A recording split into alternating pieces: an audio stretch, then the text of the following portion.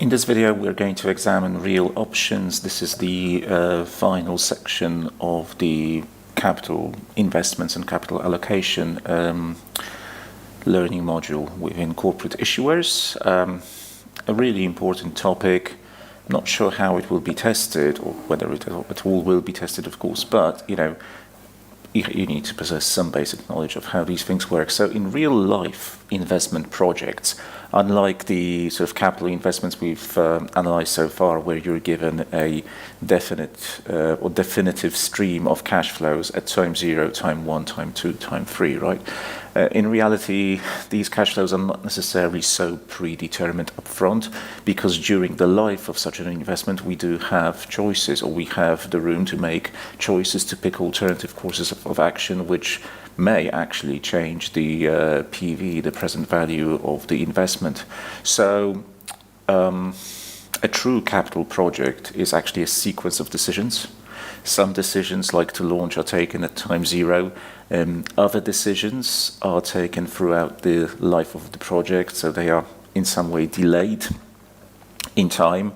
And the outcome we will pick, or the decisions we will actually make throughout the life of the project, depend on the new information, the fresh information coming in. So what real options are about are just capturing that flexibility that projects entail, where not everything is determined up front. And as you will see, hopefully with an example that I'm going to show you, they may increase the NPV of the project indeed. So a bit of theory first. What are the types of real options your curriculum talks about? Well, the first one is timing options. And these are, or this is all about the option to basically delay the start of the project, delay the investment decision, postpone, defer in time the capital outlay. And the reason you would want to do that is you would basically want to get fresh, more accurate information to obtain, let's say, better, fresher, new information to feed into your NPV computation. Obviously with time, your knowledge about the situation and possible outcomes and the probabilities to associate with the different outcomes should evolve for the better. So that's one example. The next one is sizing options. And these are especially sort of common in real life, even if you don't realize that you are applying this kind of logic. You often use real options in day-to-day life decisions. So the abandonment option. The abandonment option, as the name suggests, is the option to abandon an investment. Of course, you do this if the sort of initial results are disappointing or below expectations, and this is the one we're going to examine via an example as well. Contrary, or in a mirror fashion to this, you may also want to include a growth option, or you may identify a growth option that is, once the project is launched, you launch it at some level, but if results are good, of course, if the initial results are looking good, that gives you the grounds to make an additional investment. So option to make an additional investment, of course, to increase the size of the project. Right. Another one is a flexibility option. This is actually very similar to the sizing option, but this is more about sort of operational flexibility, as opposed to investing more money or pulling money out, or abandoning altogether. So this is the your book talks about two things here. a price setting option, which is quite obvious, and I think most projects will have this built in sort of by default. This is the option to increase prices, of course, if demand from consumers, from buyers, proves to be strong. So when you do your NPV computations at the very beginning, you assume a certain level of prices, but I guess you should also entertain the idea in one of the scenarios that demand may be strong and therefore prices may be increased relative to some kind of base level. Another option is the production flexibility. This is still under flexibility option. And this one is going to be the option to alter, that is to change production, obviously production scale, if demand does not equal the forecast. But this is more sort of at an operational day-to-day level. So if demand proves to be stronger, it's not the case of investing more in production facilities to size up in that way. This is via things like overtime or extra shifts at the production plant without involving additional capital outlays.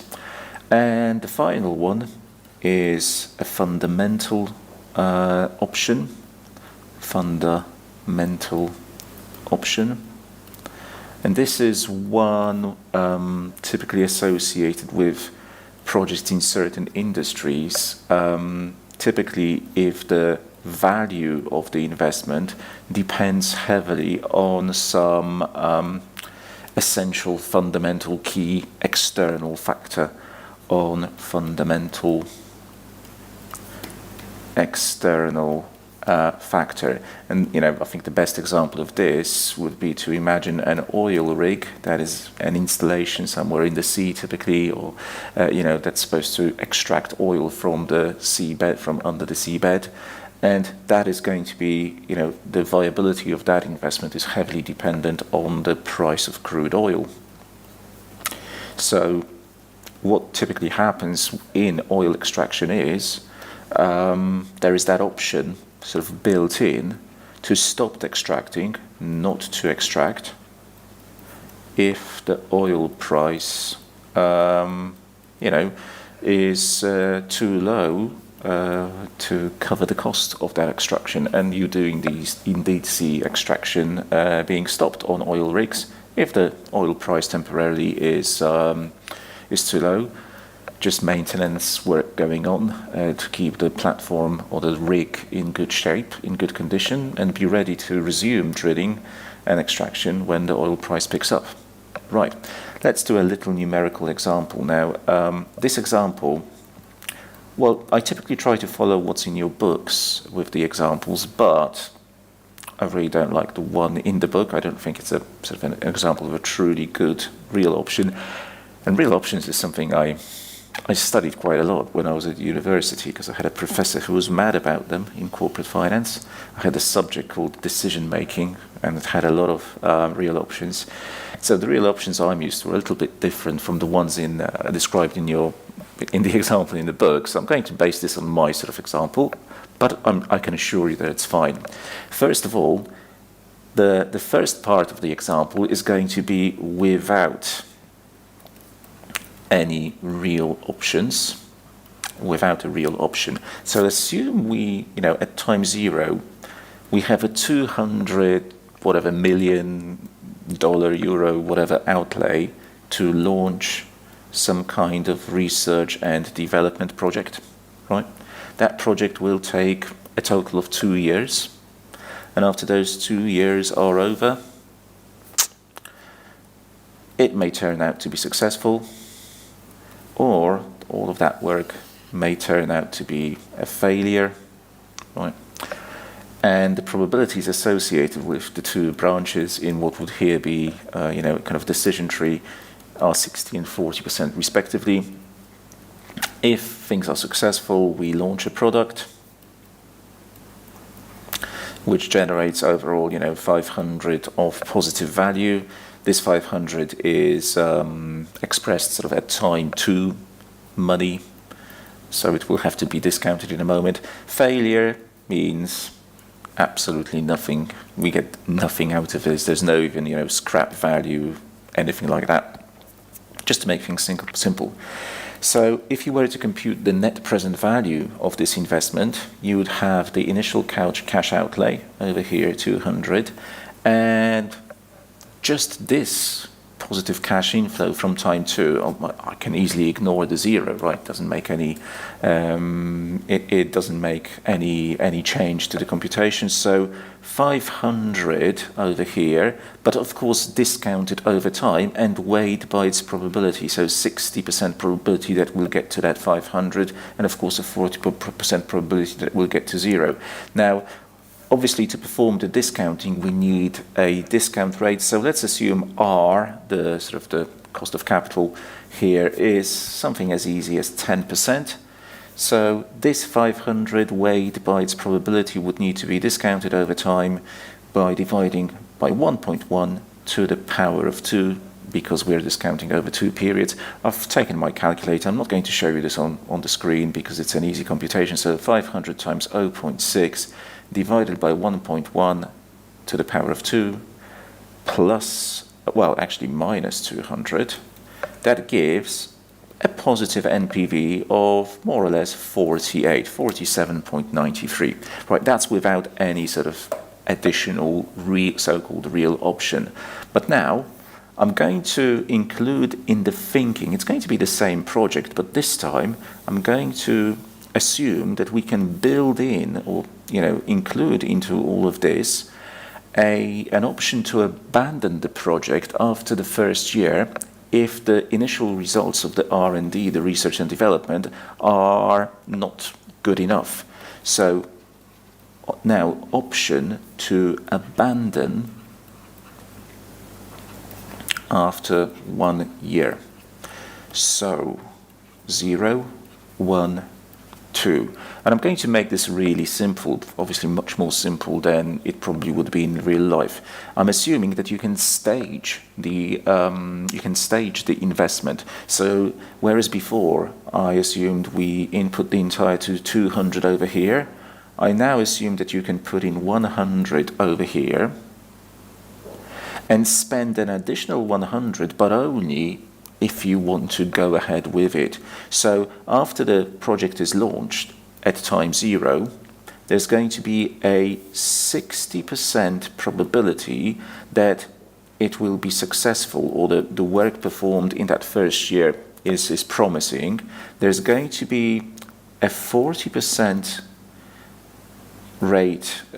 probability rate that already the year 1 work proves to be a failure, in which case you just abandon the whole thing, giving you a 0 outcome. Obviously you've already spent the 100, but at least it wasn't a full 200 like before, and now you only go ahead with the additional 100, so the additional investment, if your year 1 results are successful, and then you can be absolutely sure, 100% probability, that you'll end up with a 500 positive cash flow at time 2, just like before, because you will launch the product. So product launch over here.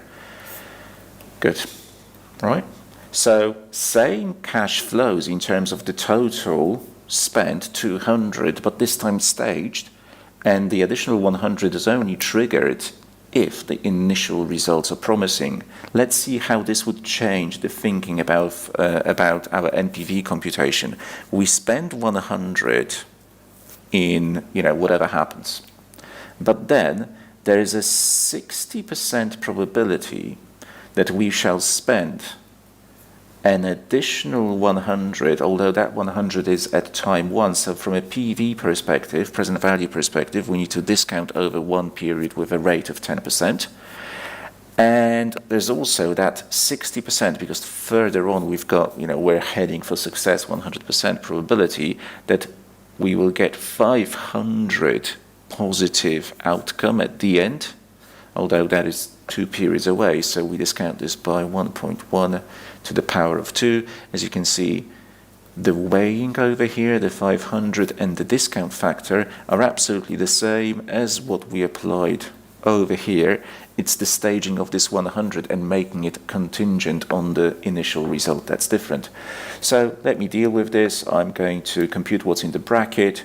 100 negative divided by 1.1 plus 500 positive divided by 1.1 squared equals times 0.6 minus 100. I get a much better NPV result of plus, well, more or less 93 whatever units of currency. So what you could do now is compare the NPV of the project without considering the option to abandon and with the option to abandon, and you could say that the value of that option is that difference, 93 from over here minus the 48 from up there, which gives you a difference of 45, and then, you know, consider how much it would actually cost you to build that option into the project, so as not to have the project initially launched with a capital outlay of 200 committed to it, and then, you know, it just rolls no matter what. It definitely would cost you some money to build that, you know, initial stop after year one. How much would that cost? And if it costs less than the additional value added, from having the option in the project, if the cost of putting that option into the project schedule is less than 45, then it absolutely makes sense in the sense of additional value added.